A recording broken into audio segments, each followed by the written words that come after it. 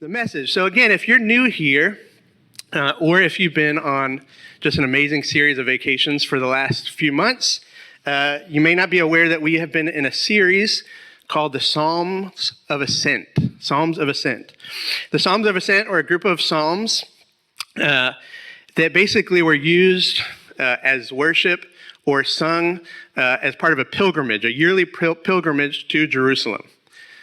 So folks from all over would kind of gather on their way towards Jerusalem for different celebrations, and they would sing these psalms together in community with one another. So we've kind of been going through them, and we're almost there. We're almost to the end. And so since this psalm is fairly short, I would love for you guys to indulge me and stand, and we're going to read it together. Promise it's only a few verses. Here we go. All right. How good and pleasant it is when God's people live together in unity. It is like precious oil poured on the head, running down on the beard, running down on Aaron's beard, down on the collar of his robe. It is as if the dew of Hermon were falling on Mount Zion, for there the Lord bestows his blessing, even life evermore. You guys are better readers than I am. You can go ahead and grab a seat. Okay. So we have almost ascended. AKA, we're almost there. And next week will be the last in this series before we start a series on the Gospel of John, which is going to be great. So we're almost to the end of our road trip. And this is a part of the journey where those of us with kids might hear something like, "Mom, he keeps looking at me weird." But even those of us without kids may be able to relate to this experience of being on a trip with friends.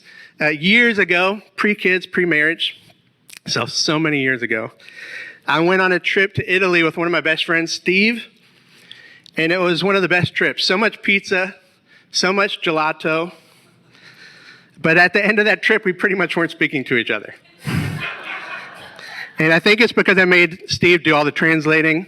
And as you guys have heard before, I get lost all the time. He was fed up. So toward the end of any long journey, unity is often sorely lacking.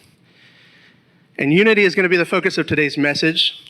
But before we jump in, we have to address the beard oil in the room. So there we go. Shelly Howard, our worship team leader, said, "Chris, you have to talk about the beard oil." And so I will. I'm not afraid. So essentially, when we talk about that we read it together, right? It's kind of weird, that maybe 70% of this passage was spent describing beard oil. But essentially, that imagery, it's imagery. We're given some word pictures to describe just how great this type of unity is. Unity between brothers and sisters, between believers. And not only is it awesome that it's a good thing, but it's actually a holy thing, something from the Lord. And that's why they go the next level. It's not just any beard oil, but this is Aaron's beard oil. And if you don't remember Aaron was Moses' brother, and Aaron represented the priesthood. And so when we talk about this oil on Aaron's beard, we're talking about kind of a ceremonial consecration, setting somebody up for ministry. And so to describe this type of unity alongside of Aaron's beard oil is to denote that this is holy, this is of the Lord, this type of unity. It is something to behold, to praise him for, to be in wonder of. So today we're going to look at 3 questions in regards to unity. How should we be unified? Or what kind of unity pleases the Lord? Why does it please God when we dwell in unity? What difference does it make? That's the last one. And if we've never met before, I get super thirsty when I'm up here, so here we go. Anybody else need a drink break? Let's do it. There's Gatorade in there. I decided to treat myself. That's so good. Okay, so first off, how should we be unified? What kind of unity pleases the Lord? You know, in many ways, I think it's actually not too hard to be unified, especially with people that are similar to us, agree on the same things, like the same things, etc. I was thinking, you know, this past few weeks has been the Olympics, and I don't know if you guys are like me, how many people in here have Olympic fever? Every 4 years, I get it. I get excited. I watch sporting events I would never, ever think to watch, and I get super pumped about it. You know, the amazing thing about how unity can work is that I guarantee you, 2 weeks ago, nobody here was thinking at all about Turkish sharpshooting. But now, let's put this guy up here. We got a picture. Millions around the globe are united in their love for this guy. And I don't know what his name is, but I love him. I love him. Any guy that can just show up to the Olympics, sweatpants, hand in pocket, hold out his gun and get a silver medal, it's amazing. Birds of a, you can keep that up there for a while, that's fine. I don't care. Birds of a feather flock together. But just because we may be united in our thoughts and actions does not mean that it is pleasing to the Lord, or the kind of rich and holy unity God is inviting us to experience. Not all unity has the proper motivation. One of the pictures I was given this week is one of looking out the window in your backyard, and you see your kids are actually playing together, you know, which never happens, right? And you're thinking, oh my gosh, they like each other. They're actually playing well together. And so you try to sneak up on them and, you know, get a picture of the moment, and you get close enough, they don't realize you're there, and you realize they're having a conversation about how they can overthrow the household. And you're thinking, that's not the kind of unity I was looking for, right? So there's kind of unity that takes a bad shape, that's not so great, and then there's a God's ideal form of unity, and that's what we're going to be talking about today. So a couple examples. I'm going to start with the bad and then get to the good. And these words, bad and good, might be oversimplifications, but when I say bad, I mainly mean like not ideal, not God's ultimate desire for what he wants our community to look like, what he believes it can look like. And good is that Aaron's oil type of good. Can we just like start using Aaron's oil, beard oil? Aaron's beard oil when we want to describe something really good, like, man, that's that Aaron's beard oil good right there. So then we're going to look at a few examples of that. So first is coming from Genesis chapter 11, 1 through 9. I purposely didn't put the verses up there to kind of force you guys to open Bibles up. So if you brought Bibles or if you have a Bible app on your phone, I'll give you a moment to get there. We're going to look at the story of the Tower of Babel together. And here we go. This is coming from Genesis chapter 11.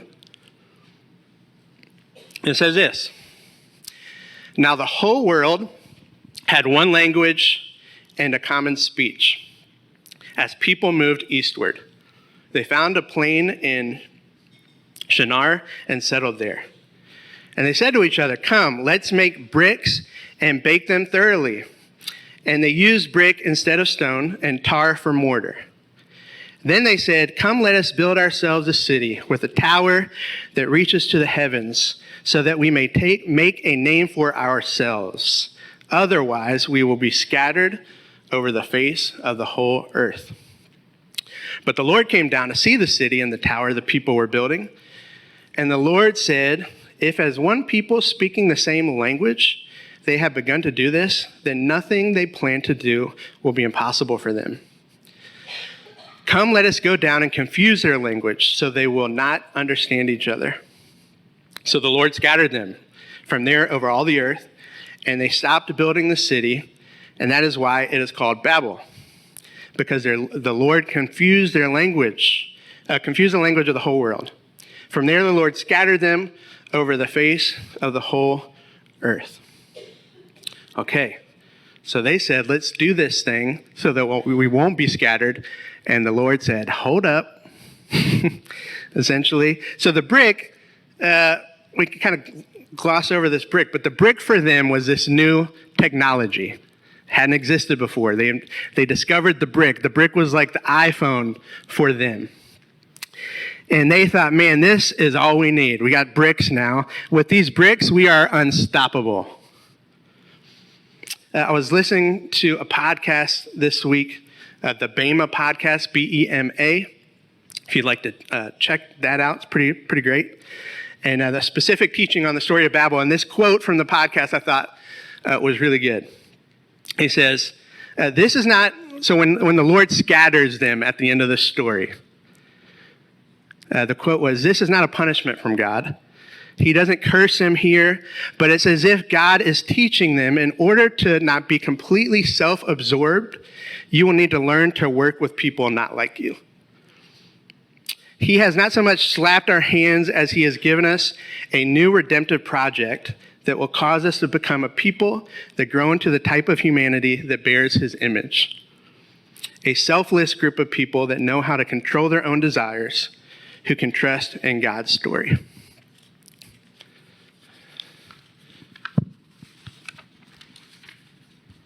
You see, friends, when our unity is motivated by self-preservation and fear, especially fear of those not like us, it can quickly turn into a mob.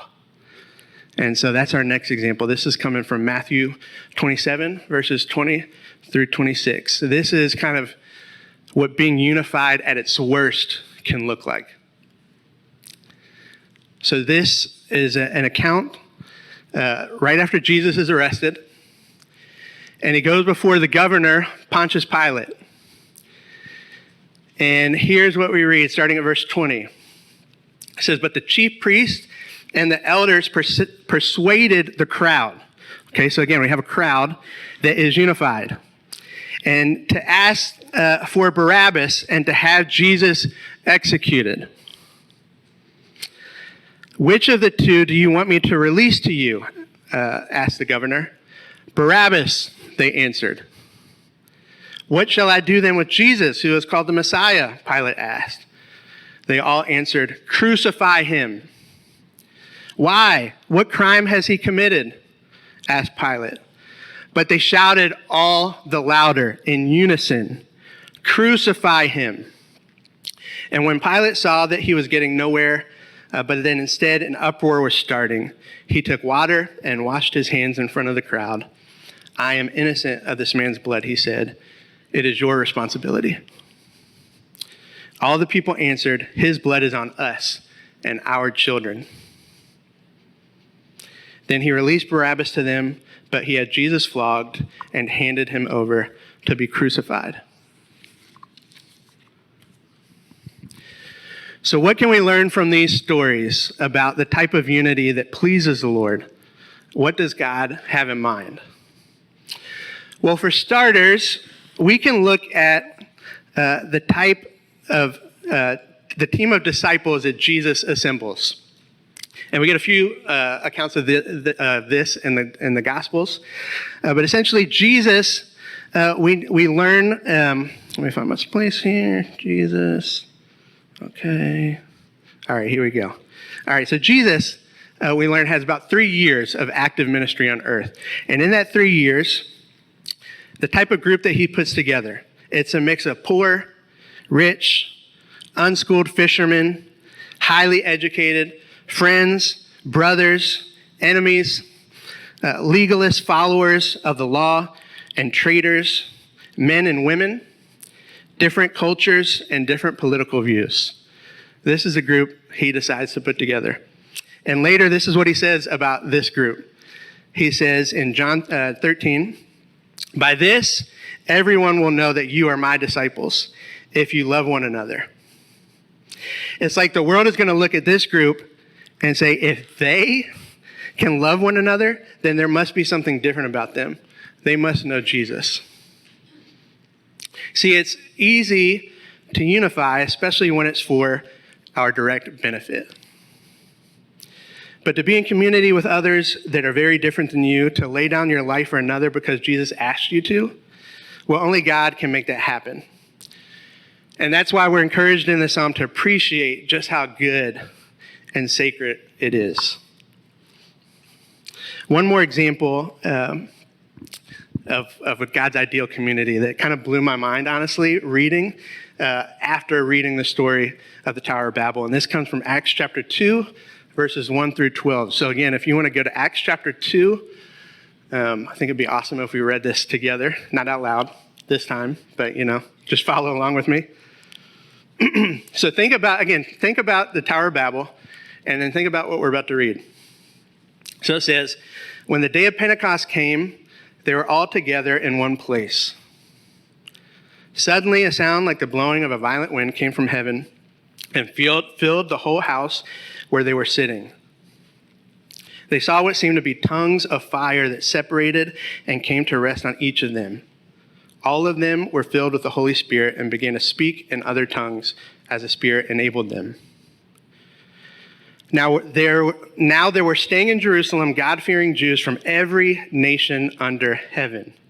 And when they heard this sound, a crowd came together in bewilderment, because each one asked, "Aren't all of these who are speaking Galileans? Then how is it that each of us hears them in our native language? Parthians, Medes, and Elamites, residents of Mesopotamia, Judea, Cappadocia, Pontus and Asia, Phrygia and Pamphylia, Egypt, and the parts of Libya near Cyrene, visitors from Rome, both Jews and converts to Judaism, Cretans and Arabs. We hear them declaring the wonders of God in our own tongues." Amazed and perplexed, they asked one another, "What does this mean?" Guys, it's the reverse Tower of Babel. You see, the Spirit descends on this group of believers, this ragtag group I mentioned earlier, in which the only thing they have in common is their belief and trust in Jesus.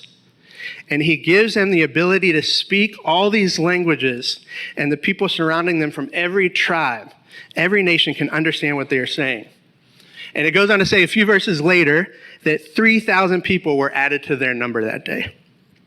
I like to think of it as if you've ever seen those videos where it's the video's rewound in slow motion, and you kind of see everything that was maybe torn up kind of come back together slowly. And it's like that's what's happening here. In the Tower of Babel, God purposely separates them. But now, because of Jesus, what he did on the cross, he's bringing them back together in this holy, supernatural, spiritual act of unity. And it's amazing, and it's powerful. Okay, so why does it please God when we dwell in unity? I'm going to go through these pretty quickly. These are just a few that came to my mind. For starters, it's part of his character and part of his design for us. See, in the very beginning, in the garden, God says to Adam, "It is not good for man to be alone." We're meant to be in community. We're meant to live in community. We're not meant to live individual lives with Jesus in an igloo somewhere. We're meant to be together. It sets us apart. Now, this may seem a little counterintuitive. The idea of being set apart might at first seem like being separated. But it doesn't separate. It actually does the opposite. It's this non-separation, this extreme inclusivity that sets us as believers apart. And this is what the world will notice and be drawn to. See, everybody is welcome.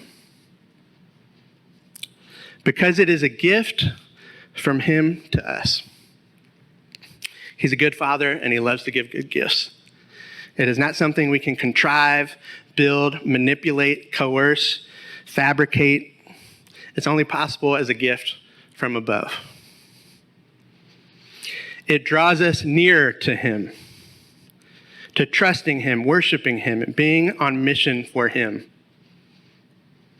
So when we are in this type of community, the type that's described in the psalm, familial unity, as brothers and sisters, we are free to worship because we aren't self-obsessed. We aren't agenda-obsessed. we're able to see and experience that each of God's people has something unique to offer to the kingdom. We are purpose-driven and not preference-driven.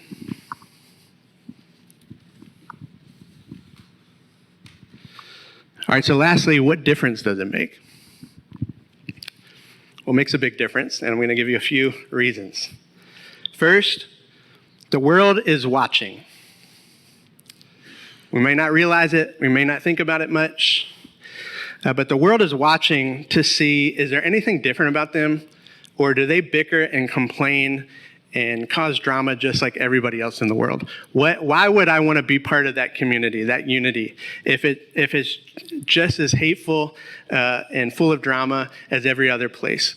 The world is watching, and they want to see, how do we love each other, especially how do we love those that are different than us? It's powerful. We talked a little bit about this in Acts 2, and that might seem a little obvious. But when we, brothers and sisters in faith, come together in unity, revival happens. People come to know Jesus, lives are changed. People go from death to life. It enriches our lives. A few examples here. Three examples here for this point. You know, it's like a kid that only eats dino nuggets and mac and cheese. And then they grow up and realize, oh my gosh, charcuterie is amazing. I'll tell you, friends, I didn't have my first avocado till I was 30 plus years old. And I was like, what have I been missing my whole life? Nobody told me. My mom never had avocados in the house. They're so good. So this past week, we had a leadership meeting for our youth group. And first, I meant to do this earlier, but can we just give it up for our youth group right here? Who, not only do they fill a row, but they had to add a seat because that row was too packed out. Old people, take notes. It's amazing. But we had a planning meeting, and one of our volunteers, who's not here today, so I can call him out, call attention to him, but Peter Sipe, he's an amazing cook. And on a whim, I said, Peter, would you cook dinner for our meeting? And he did, and he showed out. He made lasagna, and it was like everything was made from scratch. Like he made the sausage. I don't know, maybe he didn't make the sausage, but everything, the sauce, the noodles, and he made the salad. And usually you don't get excited about salads, right? But this salad, like the croutons were made from scratch, and the dressing was made from scratch. So after the meal, I was like, Peter, what's the secret to that salad dressing? Because that was really good. And he said, anchovy paste. And who would have thought as a kid that you'd be a grown-up excited about anchovy paste? But there's more to life. There's more flavors. That's the point I'm trying to make. There's a lot we miss out on when we kind of narrow our focus, right? Last example here. Many of you guys know that before I came on staff with the church, for years I was in a ministry to kids with special needs called Young Life Capernaum. And we met at a pretty large church in Fairfax. And every now and then they would have what they called a night of worship. And it happened to be on the same night that we had our other Young Life Capernaum meetings. And so we would kind of infiltrate. We would just kind of show up. Wouldn't really tell them ahead of time. We would just kind of show up. And so we'd bring our Capernaum friends and we'd kind of fill in. And one of my favorite moments, I think it must have been the first time that we did this.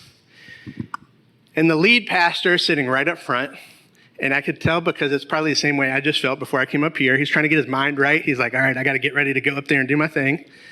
And right as worship's about to start, my friend Justin, I'm going to use this as an illustration here, but my friend Justin literally stands right in front of him like this. And when the worship starts, Justin just starts going crazy, jumping, arms out, fully in worship, but paying absolutely zero attention to this pastor that is directly behind him.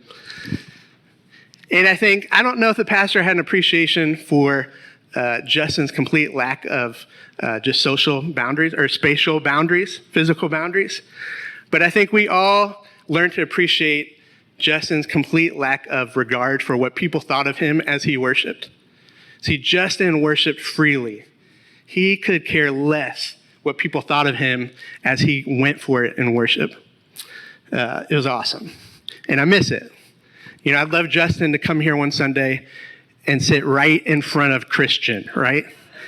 And just start jumping. It'll bring a smile to all of our faces, and it'll just remind us how free we can be in worship. But amen. Next example.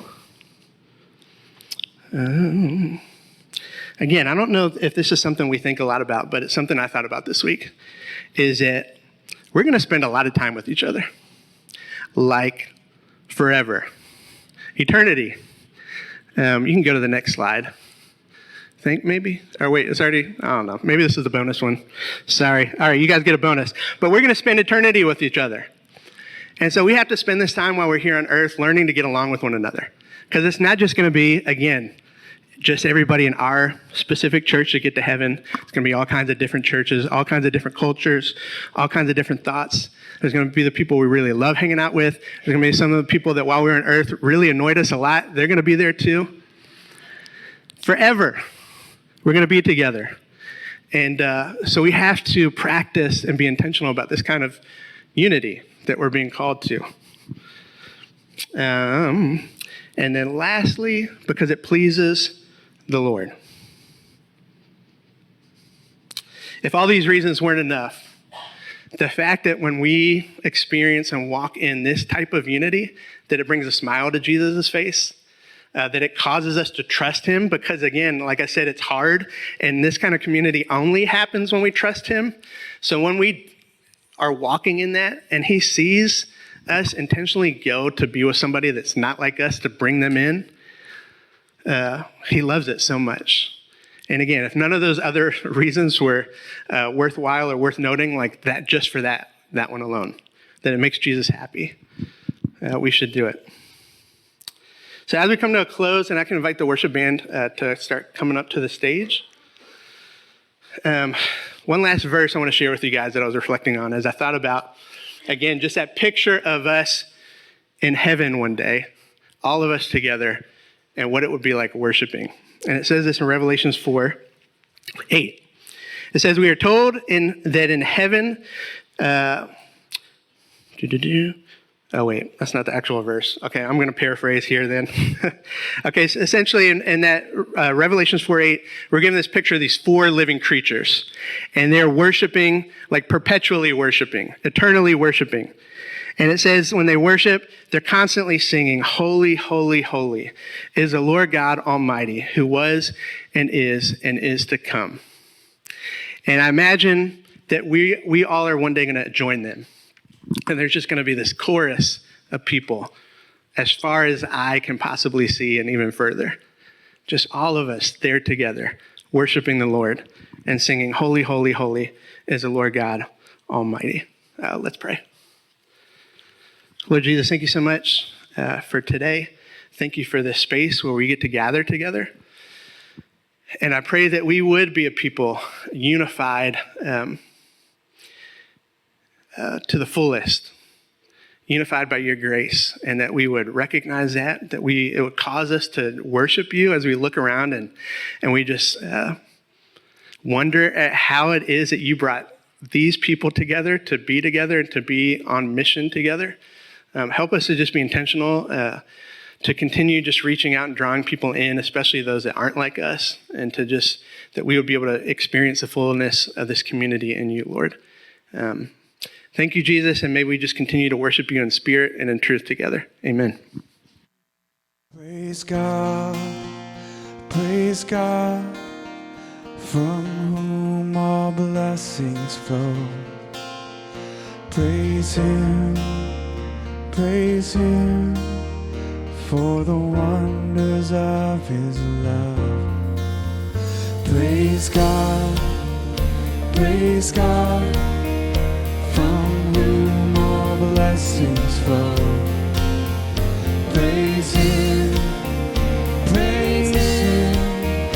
for the wonders of his love, his amazing love. For God so loved the world that he gave us his one and only Son to save. For God so loved the world that he gave us his one and only Son.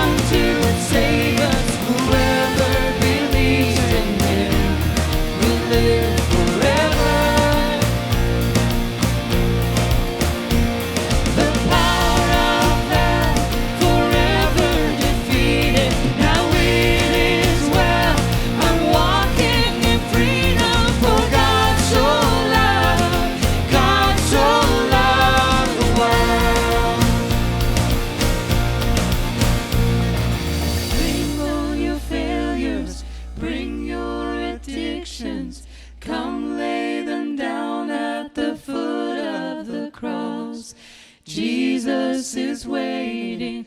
God so